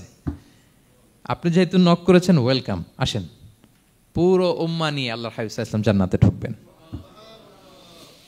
ওয়ালা সাউফা ইউতিকা রাব্বুকা ফাতারদা, নবী হে আপনাকে অচিরেই এত নেয়ামত দিব আপনি সন্তুষ্ট হয়ে যাবেন। প্রথম দুইটা শপথ গেল, এরপর তিনটা সুসংবাদ গেল।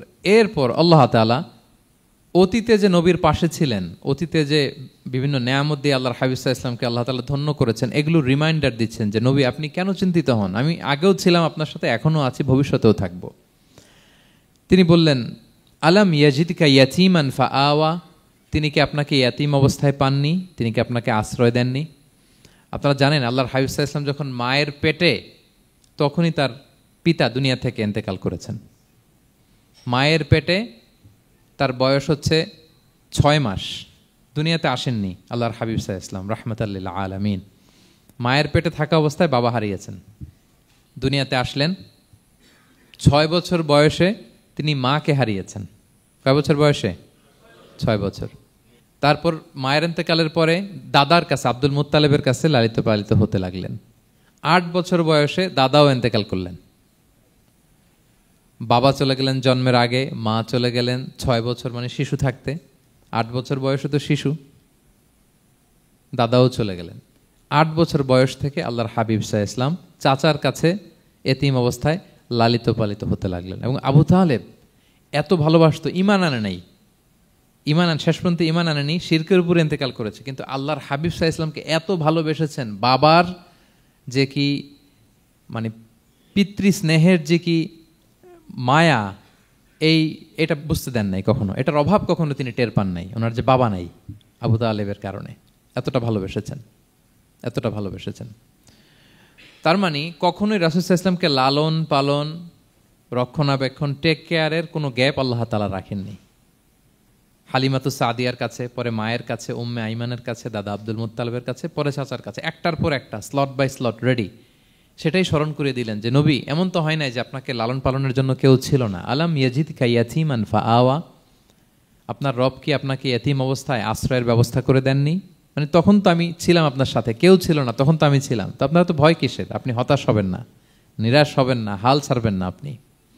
তাহলে প্রিয় ভাইরা, আল্লাহর হাবিব সাল্লাল্লাহু আলাইহি ওয়াসাল্লাম ইয়াতীম অবস্থায় পৃথিবীতে এসেছিলেন এবং এজন্য ইয়াতীমের সাথে ভালো আচরণ তিনি করতে বলতেন আল্লাহর হাবিব সাল্লাল্লাহু আলাইহি ওয়াসাল্লাম। যারা এতিমকে ভালোবাসে আল্লাহ তাদেরকে ভালোবাসে। এবং আল্লাহর হাবিব সাল্লাল্লাহু আলাইহি ওয়াসাল্লাম বলতেন আনা ওয়া কাফিলুল ইয়াতীমি ফিল জান্নাতি কাহাতাইন, আমি এবং এতিমের রক্ষণাবেক্ষণকারী এইভাবে প্রতিবেশীর মতো জান্নাতে থাকব। এই 2 আঙ্গুলের মাঝে যেমনি গ্যাপ নাই, আমার আর এতিমের রক্ষণাবেক্ষণকারী তার বাড়ির মাঝখানে কোনো গ্যাপ থাকবে না জান্নাতে। We will be neighbour in paradise, জান্নাতে এরকম আমরা কাছাকাছি থাকবো। আল্লাহু আকবার পড়েন। তাহলে এতিমের রক্ষণাবেক্ষণকারীকে আল্লাহ তাআলা ভালোবাসেন। যারা এতিমকে পছন্দ করে না, এতিমকে তাড়িয়ে দেয়, তাদেরকে আল্লাহ পছন্দ করেন। আল্লাহ তাআলা বলেন আরাআইতাল্লাযী ইউকাযযিবু বিদ্দীন ফাযালিকাল্লাযী ইয়াদউল ইয়াতীম, যারা আখিরাতকে অবিশ্বাস করে তারাই এতিমকে ঘাড় ধাক্কা দিয়ে তাড়িয়ে দেয়। কোনো বিশ্বাসী কখনো এতিমের সাথে খারাপ আচরণ করে না। আপনাদের যাদের মন শক্ত, অনেকের চোখ দিয়ে পানি নামে না। আমার এক আত্মীয় আছে, খুব আল্লাহওয়ালা, আমার জীবনে এত আল্লাহওয়ালা আমি দেখি নাই, কিন্তু ওনার চোখ দিয়ে পানি নামে না। বারবার এসে আমারে বলে যে মিজান কি করবো বলো, তুমি একটু মোনাজাত ধরো। আমার মনে আছে আমি ওনাকে নিয়ে মোনাজাত ধরতাম, তো ওনার কান্না আসে না চোখ দিয়ে। এত আল্লাহওয়ালা, খুব ভালো মানুষ, কিন্তু চোখ দিয়ে পানি নামে না। এটা অনেকের হয়, নানা কারণে হয়। তো আল্লাহর হাবিব সাল্লাল্লাহু আলাইহি ওয়াসাল্লাম বলেছেন কারো যদি চোখ দিয়ে পানি না নামে বা হৃদয় নরম না হয়, তারা যেন এতিমের মাথায় হাত বুলিয়ে দেয়। এক সাহাবী এসে বললেন, ইয়া রাসূলুল্লাহ, আমার হৃদয়টা বড় শক্ত, হৃদয় নরম হয় না। রাসূল সাল্লাল্লাহু আলাইহি ওয়াসাল্লাম বললেন, তাই? আচ্ছা, আতুহিব্বু আন ইয়ালিনা কলবুক, তুমি কি চাও তোমার হৃদয় নরম হোক, ওয়া তুদরাকা হাজাতুক, এবং তোমার আশা পূরণ হোক? তিনি বললেন, হ্যাঁ। তখন রাসূল সাল্লাল্লাহু আলাইহি ওয়াসাল্লাম বললেন, ইরহামিল ইয়াতীম, এতিমের উপর রহম করো। ওয়ামসা আলা রাসি, এতিমের মাথায় হাত বুলিয়ে দাও। ওয়া আতইমহু মিন তুআমিক, তোমার খাবার এতিমকে খাওয়াও। তালিনু কলবুক, তোমার অন্তর নরম হবে। তুদরাকা হাজাতুক, তোমার ইচ্ছা পূরণ হবে। তাহলে হৃদয় যদি শক্ত থাকে, কার মাথায় হাত বুলাবেন? বুলাইছেন কখনো? হ্যাঁ, বুলিয়েছেন? খুঁজে খুঁজে হাত বুলাবেন। বাংলাদেশে তো অনেক অরফেনেজ আছে, অনাথ আশ্রম, ওখানে যাবেন। সুযোগ হলে একদিন যে একটু লাঞ্চ করলেন ওদের সাথে বসে, ডিনার করলেন, একসাথে খেলেন, ওদের মাথায় হাত বুলিয়ে দিলেন, সাধ্যমতো কিছু উপহার হাতে তুলে দিলেন, আপনার ইচ্ছা পূরণ হবে আর আপনার হৃদয় নরম হবে ইনশাআল্লাহ। আর এতিমকে আদর করা মানে নবী সাল্লাল্লাহু আলাইহি ওয়াসাল্লামের প্রতি ভালোবাসা দেখানো, কারণ আমার নবী এতিম হয়ে বড় হয়েছেন। এতিমের প্রতি ভালোবাসা প্রকারান্তরে নবী সাল্লাল্লাহু আলাইহি ওয়াসাল্লামের প্রতি ভালোবাসা দেখানো হয়, কারণ আমার নবী এতিম হয়ে বড় হয়েছেন। সুবহানাল্লাহ। কিন্তু তার বিপরীতে আমরা সমাজে কি দেখি? এতিমের মাথায় হাত বুলানো তো দূরের কথা, এতিমের সম্পদও খেয়ে ফেলে অনেকে। হ্যাঁ, এরকম আছে না? এতিমের সম্পদ দেদারসে গিলতেছে। কি যে আমাদের চিন্তাধারা! দেখবেন যে লোকটা এতিমের সম্পদ গিলে, ওরা রোজা অবস্থায় এক ঢোক পানি গিলাতে পারবেন কিনা দেখেন। যে বলেন একটু পানি খান তো, খাবে না কেন? হারাম। তো ওই হারাম কিন্তু গিলতেছে ইচ্ছা মতো। রোজা অবস্থায় এক ফোঁটা আপনি পানি গিলাতে পারবেন না, এরে কেন? হারাম। কিন্তু ওইদিকে ভাতিজার সম্পদ গিলতেছে দেদারসে। আল্লাহ বলেন, এটা ভাতিজার সম্পদ না, এটা তুমি জাহান্নামের আগুন পেটে ঢুকাচ্ছ। জাহান্নামের আগুন। ইন্নাল্লাযীনা ইয়াকুলুনা আমওয়ালাল ইয়াতামা যুলমান ইন্নামা ইয়াকুলুনা ফি বুতুনিহিম নারা ওয়া সায়াসলাউনা সাঈরা। যারা এতিমের সম্পদ খায়, এটা সম্পদ না, এটা জাহান্নামের আগুন তুমি পেটে ঢুকাচ্ছ। সো এতিমের প্রতি যেন আমরা নমনীয় হই, তাদের মাথায় হাত বুলাই, তাদের জন্য খরচ করি, তাদের প্রতি যেন আমরা দয়াদ্র হই, কারণ আমার নবী এতিম অবস্থায় বড় হয়েছেন। তাহলে নবী সাল্লাল্লাহু আলাইহি ওয়াসাল্লামকে এটা স্মরণ করে দিলেন, নবী আপনি তো এতিম ছিলেন, আমি তো আপনাকে রক্ষণাবেক্ষণের ব্যবস্থা করছি। আর কি করেছি? ওয়াওয়াজাদাকা দাল্লান ফাহাদা, নবী আপনাকে আমি এমন অবস্থায় পেয়েছি, আপনি পথ খুঁজতেছিলেন, আমি আপনাকে পথ দেখিয়েছি। You are searching the right path and I guided you to the right sense of direction. আপনি পথ খুঁজতেছিলেন, আমি পথ দেখাইছি। এখানে দল্লানের অর্থ পথভ্রষ্ট করা যাবে না। ওয়াজাদাকা দল্লান, হে নবী আপনাকে আমি পথভ্রষ্ট পেয়েছি, পরে পথ দেখাইছি, এরকম বলা যাবে না। এটা আল্লাহর হাবিব সাল্লাল্লাহু আলাইহি ওয়াসাল্লামের ক্ষেত্রে প্রযোজ্য নয়। অনেক বাংলা তাফসীর অর্থে আমি দেখেছি পথ হারা, নবী আপনাকে আমি পথ হারা পেয়েছি, পথ দেখেছি, এটাও খুব একটা সুন্দর না। সবচেয়ে সুন্দর হচ্ছে নবী আপনি পথ খুঁজতেছিলেন, সত্যের অনুসন্ধানী ছিলেন। অনেক সময় দেখবেন অনেক পথিক যেতে যেতে এমন এক জায়গায় যায়, দেখে 3 রাস্তা কিন্তু কোনো সাইনবোর্ড নাই। পুরাতন রাস্তাগুলোতে এরকম অনেক সময় হতো না আমাদের, 3 দিকে রাস্তা, কোনো সাইনবোর্ড নেই, তো যাবো কই? এটা বুঝালেন যে নবী আপনি পথ খুঁজতেছিলেন, আমি আপনাকে দেখিয়েছি, হে নবী এটাই সিরাতুল মুস্তাকিমের পথ। ওয়াজাদাকা দাল্লান ফাহাদা, আপনি পথ খুঁজতেছিলেন, আমি আপনাকে পথ দেখিয়েছি। তো ছোটবেলায় সাথে ছিলাম, পথ খুঁজতেছিলেন, পথ দেখালাম, আমি আপনার ভুললাম কোথায়? কাফিরদের কথায় মন খারাপ করেন কেন যে তারা বলে আমি আপনাকে ভুলেছি, ছেড়েছি? নো, নেভার এভার, আমি আপনার সাথেই আছি। তারপরে আল্লাহ তাআলা বললেন, ওয়াজাদাকা আইলান ফাআগনা, তিনি আপনাকে রিক্ত হস্ত, নিঃস্ব পেয়েছেন, সম্পদহীন অবস্থায় পেয়েছেন, পরে সম্পদশালী করেছেন। সুবহানাল্লাহ। আল্লাহর হাবিব সাল্লাল্লাহু আলাইহি ওয়াসাল্লাম শুরুতে সম্পদের অত যোগান ছিল না, পরে খাদিজা রাদিয়াল্লাহু তাআলা আনহার সাথে যখন বিয়ে হলো, আল্লাহ তাআলা সম্পদের কষ্ট দূর করলেন, কারণ খাদিজা রাদিয়াল্লাহু তাআলা আনহা অনেক বড় ব্যবসায়ী ছিলেন। বিয়ের আগে পার্টনারশিপে বিজনেস ছিল রাসূল সাল্লাল্লাহু আলাইহি ওয়াসাল্লামের সাথে। আল্লাহর হাবিব সাল্লাল্লাহু আলাইহি ওয়াসাল্লাম শ্রম দিয়েছেন, খাদিজা রাদিয়াল্লাহু তাআলা আনহার ইনভেস্টমেন্ট ছিল। তো ওই শ্রমে খাদিজা রাদিয়াল্লাহু তাআলা আনহার এক বান্ধবী, তিনি এমন প্রশংসা করলেন এসে আল্লাহর হাবিব সাল্লাল্লাহু আলাইহি ওয়াসাল্লামের ব্যাপারে যে এমন লোক আমি দেখি নাই, ওনার কথা বার্তা, চলন, কথন, ডিলিং সব আলাদা। পুরো কাফেলার মধ্যে উনি একরকম, পুরো কাফেলা আরেক রকম। এই কথা শুনে তো খাদিজা রাদিয়াল্লাহু তাআলা আনহা আকৃষ্ট হলেন যে এরকম একজন সৎ লোকই তো আমার চাই। প্রস্তাব দেয়া হলো, চাচাদের কাছে বিয়ে হয়ে গেল। এবং বিয়ের পরে খাদিজা রাদিয়াল্লাহু তাআলা আনহা নারীদের মধ্যে সর্বপ্রথম শাহাদা বাক্য পড়ে মুসলমান হয়েছিলেন। নিজের সব সম্পদ আল্লাহর হাবিব সাল্লাল্লাহু আলাইহি ওয়াসাল্লামের পায়ের সামনে এনে দিয়ে দিলেন, ইয়া রাসূলুল্লাহ আমার সম্পদ মানে আপনার সম্পদ, ইসলামের জন্য যত মনে চায় আপনি খরচ করেন। ওয়াজাদাকা আইলান ফাআগনা, আপনাকে আল্লাহ নিঃস্ব পেয়েছেন, সম্পদের ব্যবস্থা করে দিলেন। পরবর্তীতে মদিনায় যে খায়বার যুদ্ধের পরে অনেক সম্পদের ব্যবস্থা আল্লাহ তাআলা করে দিয়েছিলেন। তাহলে ছোটবেলায় ইয়াতিম ছিলেন, আল্লাহ টেক কেয়ার করলেন। পথ খুঁজতেছিলেন, আল্লাহ পথ দেখায় দিলেন। আর্থিক সমস্যা ছিল, এটাও আল্লাহ দূর করে দিলেন। এবার আল্লাহ তাআলা বিষ্ণু ঈসা ইসলামকে 3টা ওয়ার্ক প্ল্যান দিবেন, কর্মসূচি। 1 নম্বর কর্মসূচি হচ্ছে আম্মাল ইয়াতীমা ফালা তাকহার। নবী খবরদার, এতিমের সাথে কখনো কঠোর আচরণ করবেন না। 1 নম্বর কর্মসূচি।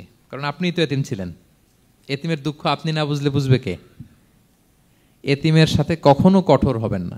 আল্লাহর হাবিব সাল্লাল্লাহু আলাইহি ওয়াসাল্লাম কখনো এতিমের সাথে কঠোর হন নাই। এতিম তো দূর কি বাত, কারোর সাথে তিনি কঠোর হন নাই। ওনার কাছে চাইলে উনি না বলতে পারতেন না।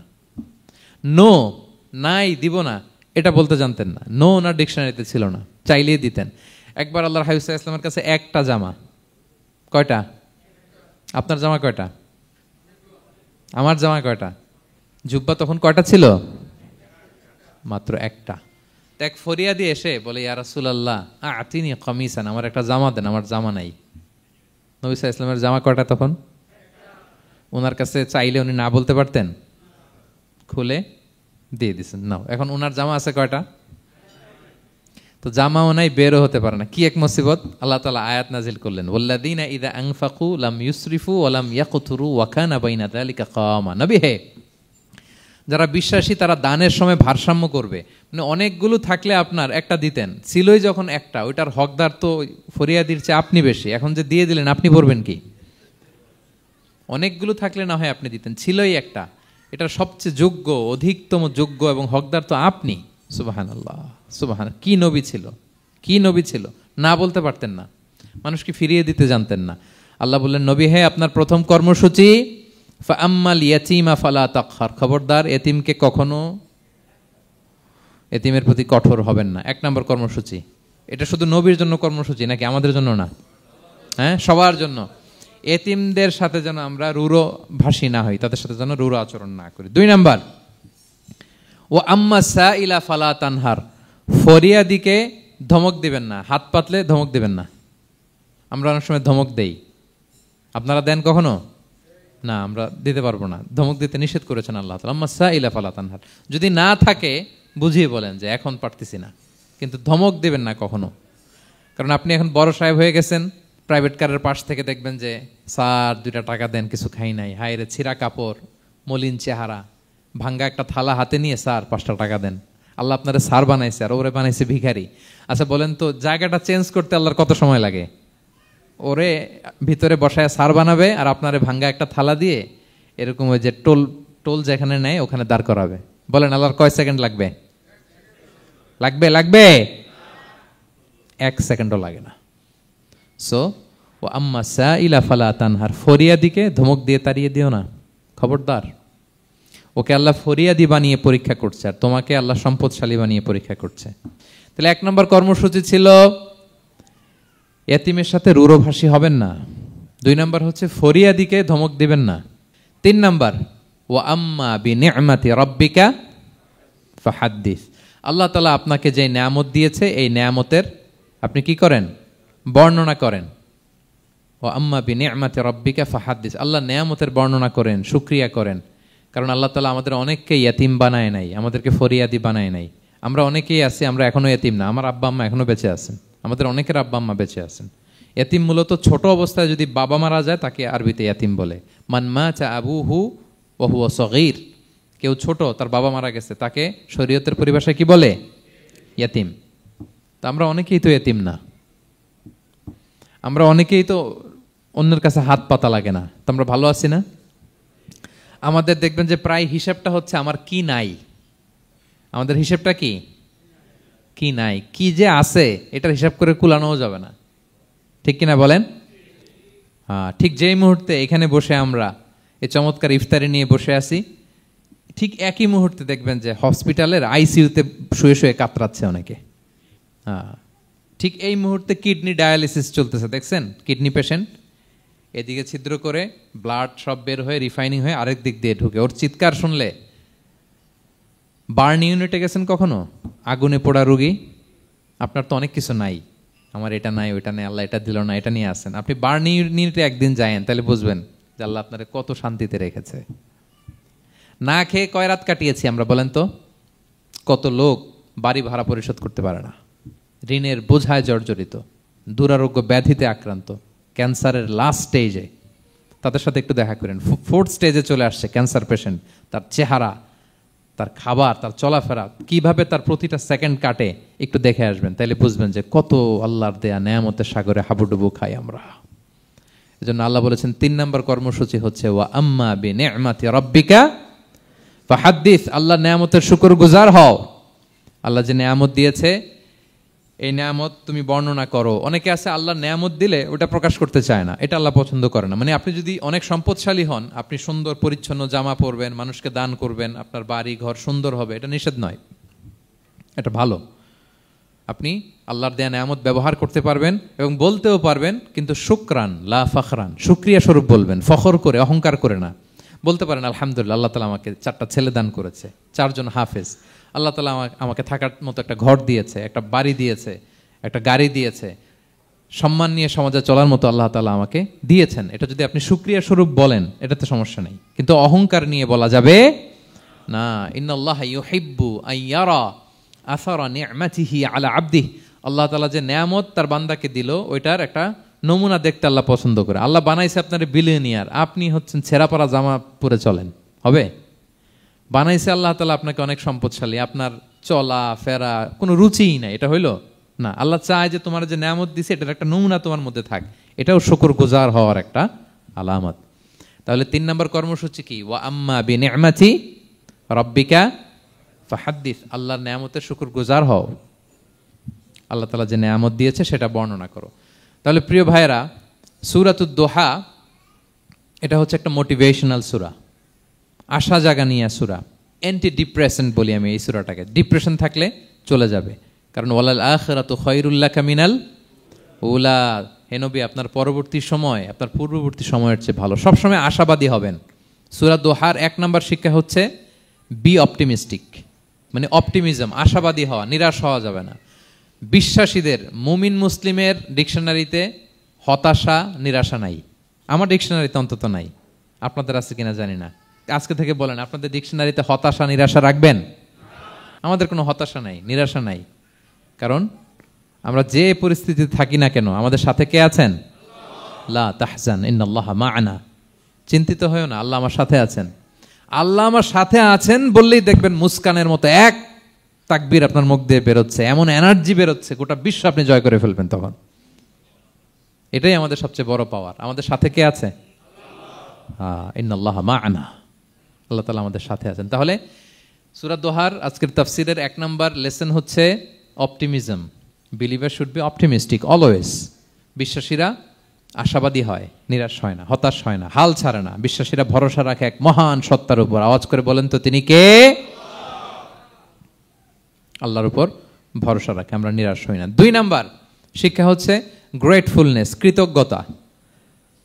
আপনার জীবনে অনেক কিছু আছে, নাই নাই বলবেন না, শুধু কমপ্লেইন করবেন না। অনেকে দেখবেন শুধু অভিযোগ, এটা নাই ওইটা নাই, এই পাইলাম না, ওর আছে এটা, ওর, আমার সাথে কেন এমন হয়, আমার সাথে শুধু আমার সমস্যা। এগুলো যারা বলে তাদেরকে আল্লাহ নেয়ামত আরো ছিনিয়ে নেয়। বরং যারা অল্প পেয়েও বলে আলহামদুলিল্লাহ, তাদেরকে নেয়ামত দেওয়ার ধারাবাহিকতা আল্লাহ তাআলা অব্যাহত রাখেন। সব অবস্থায় আলহামদুলিল্লাহ, যে কোনো পরিস্থিতিতে, যে কোনো অবস্থায় কি বলবো আমরা?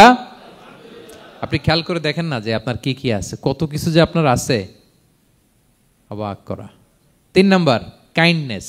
3 নম্বর লেসন হচ্ছে কাইন্ডনেস, দয়া। আমরা যেন অন্যের প্রতি দয়াশীল হই। আপনি অন্যের প্রতি দয়ালু হলে আপনার প্রতি দয়ালু হবো কে? ওয়াল্লাহু ফি আউনি আবদিহি মা দামাল আবদু ফি আউনি আখি। আল্লাহ ততক্ষণ পর্যন্ত কোনো বান্দার সাহায্যে থাকে যতক্ষণ পর্যন্ত ওই বান্দা তার ভাইয়ের সাহায্যে থাকে।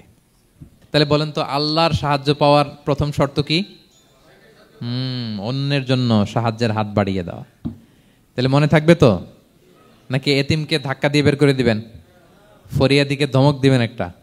বড় সাহেব তো আপনি, বড় স্যার, খবরদার। তাহলে 1 নম্বর লেসন অপটিমিজম। আমরা হতাশ হব না, হতাশা আমাদের ডায়েরিতে নাই, আমরা আশাবাদী, আমরা আল্লাহর রহম ভরসার ভিখারি, ঠিক কিনা বলেন? 2 নম্বর লেসন হচ্ছে গ্রেটফুলনেস। আমরা সবসময় আল্লাহর প্রতি শুকরগুজার হব, কৃতজ্ঞ হব। আল্লাহর হাবিব সাল্লাল্লাহু আলাইহি ওয়াসাল্লাম বলতেন, আল্লাহুম্মা জাআলনি সাবুরা ওয়া জাআলনি শাকুরা ওয়া জাআলনি ফি আইনি সাগীরা ওয়া ফি আয়ুনিন নাসি কাবীরা। আল্লাহ আপনি আমাকে ধৈর্যশীল বান্দা বানান, আপনি আমাকে শুকরগুজার বানান। আল্লাহ আমার চোখে আমাকে ছোট বানান, আল্লাহ গোটা বিশ্বের মানুষের চোখে, জনতার চোখে আমাকে বড় বানান। আওয়াজ করে পড়েন আমিন। এই দোয়াটা বেশি বেশি পড়বেন। আর সব শেষে আমরা যেন কাইন্ড হতে পারি, অন্যের প্রতি দয়ালু হতে পারি। যে রহম করে সে রহম প্রাপ্ত হয়, যে অন্যকে দয়া দেখায় সে আল্লাহর পক্ষ থেকে দয়া পায়। আল্লাহ তাআলা আমাদের সবাইকে কথাগুলো বোঝার ও আমল করার তৌফিক দান করুক। হাযা মা ইনদি ওয়াল ইলমু ইনদাল্লাহি আলাইহি তাওয়াক্কালতু ওয়া ইলাইহি উনীব। আসসালামু আলাইকুম ওয়া রাহমাতুল্লাহি ওয়া বারাকাতুহু।